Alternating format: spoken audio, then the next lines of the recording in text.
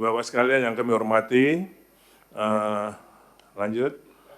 Jadi keberlanjutan dan penyelesaian pembangunan IKN sebetulnya ini hampir mirip seperti yang kami laporkan pada saat kunjungan kerja, namun hanya nanti ada tambahannya sedikit tentang evaluasinya. Ya, kebetulan ini ada Bu Menpan RB, ada Pak BKN, ada Mendagri, sehingga kami laporkan bahwa keberlanjutan dan penyelesaian pembangunan IKN didasarkan digas lagi oleh Peraturan Presiden Nomor 79 2025 tentang pemutakhiran rencana kerja pemerintah tahun 2025 yang ada 3 hal. Yang pertama adalah Nusantara sebagai ibu kota politik akan ditetapkan oleh Bapak Presiden pada tahun 2028. Untuk itu kami ditugasi untuk 2 hal. Pertama, terbangunnya KIPP IKN tahun 2025 sampai 2028 ini khususnya menyelesaikan komposisi atau ekosistem yudikatif dan legislatif. Di sana juga sudah ada target-targetnya. Kemudian yang kedua adalah mulainya pemindahan dan penyelenggaraan pemerintahan di IKN, yaitu mulai pemindahan ASN ke IKN mencapai 1.700 sampai 4.100 orang yang dimulai pada tahun 2025 ini. Dan kami sudah siapkan semua prasarana perkantoran maupun huniannya.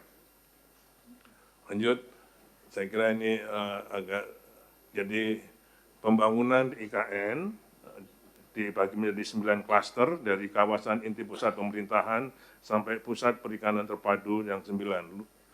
Sekarang ini sesuai dengan Perpres 79 tahun 2025 tadi, kita fokus pada kawasan inti pusat pemerintahan, jadi yudikatif, eksekutif, dan legislatif yang harus selesai akhir 2027 atau semester 1 tahun 2028. Lanjut, ini sudah kami dibantu oleh Kementerian Dalam Negeri dengan penegasan batas wilayah IKN yang sudah disepakati bersama dengan Provinsi Kalimantan Timur, Kabupaten Penajam Pasir Utara, Kabupaten Kutai Kertanegara, dan Kota Balikpapan.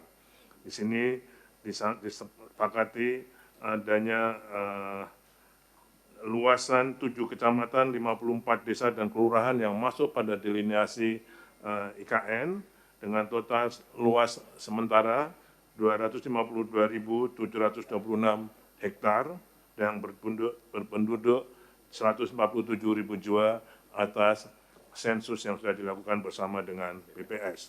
Untuk itu kami mohon kepada Bapak Menteri dan Wamen untuk bisa segera menetapkan ini melalui keputusan Bapak Menteri Dalam Negeri. Bapak sekalian yang kami hormati, tahapan pembangunan IKN berdasarkan Perpres nomor 63 tahun 2022, yaitu dari tahun 2020 sampai dengan tahun 2045, jadi ada 5 tahapan. Yang sudah diselesaikan adalah tahun 2020 sampai 2024 berupa kawasan eksekutif, berupa perkantoran-perkantoran eksekutif dan huniannya. Kemudian pada sekarang ini kita sudah masuk pada tahapan kedua untuk pembangunan KIPP tadi. Nanti akan kami laporkan selanjutnya. Kemudian sampai dengan tahun 2045 nanti. Lanjut.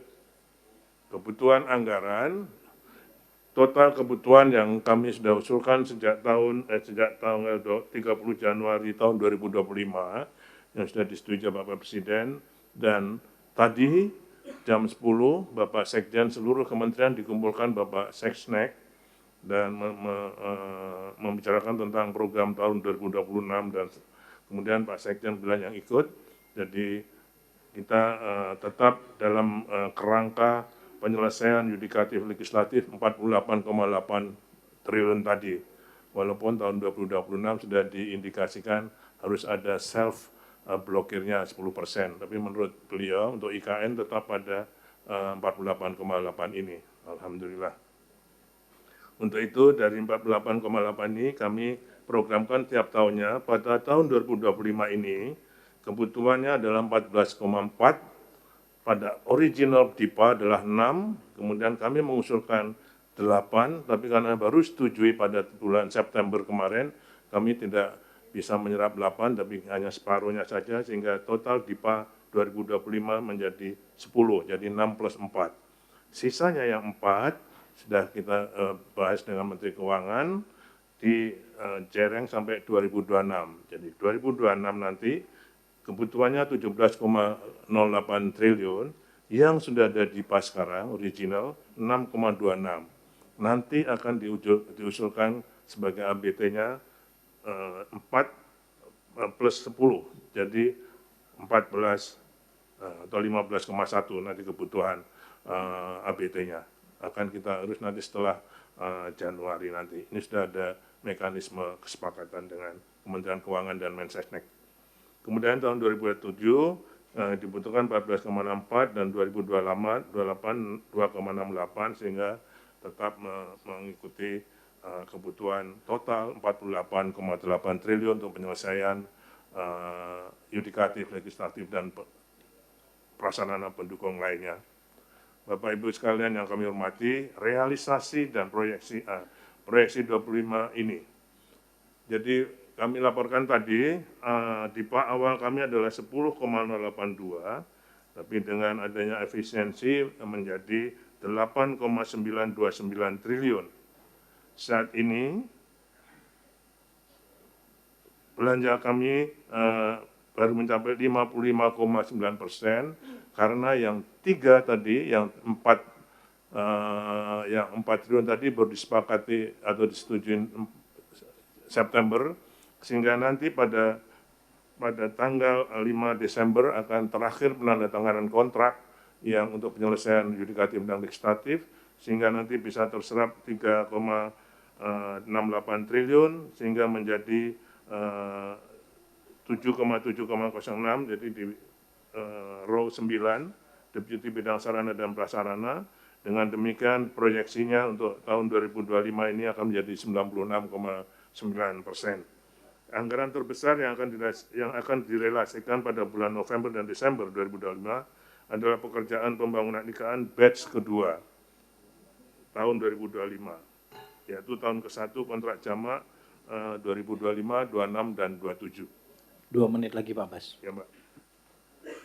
Lanjut, ini tahapannya tadi yang 2025 sampai 2028, tahun 2025 batch 1 yang sekarang hanya 1 single year yang harus selesai pada Desember ini.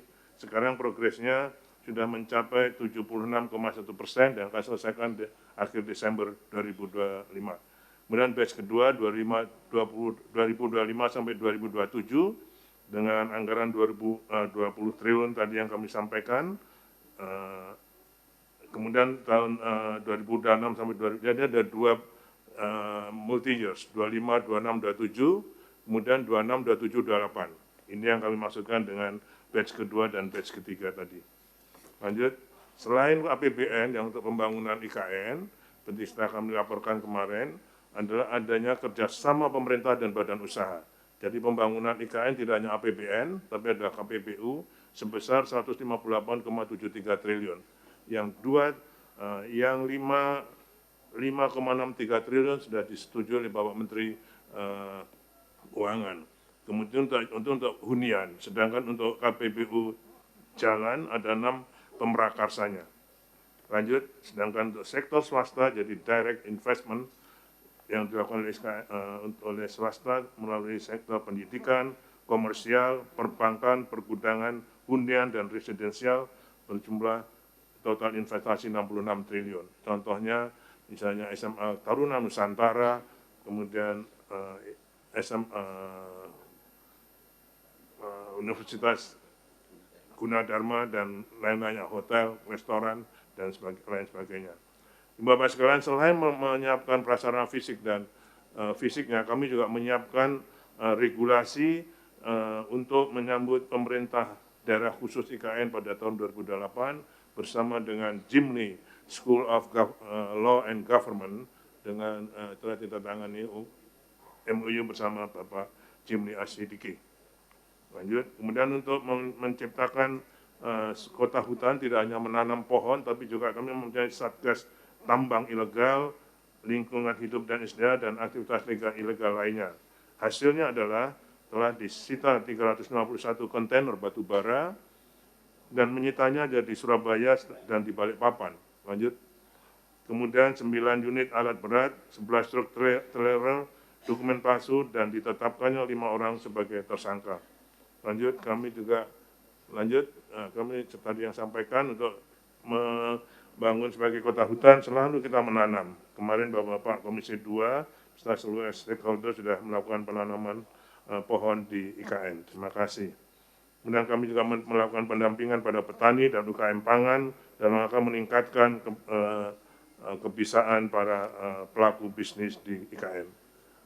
Lanjut. Jadi semua kami lakukan baik pelaksanaan fisik maupun non fisik, regulasi, institusi dan juga pendampingan serta peningkatan UMKM di kawasan IKN. Demikian Bapak yang kami laporkan, kurang lebihnya mohon maaf. Assalamualaikum warahmatullahi wabarakatuh.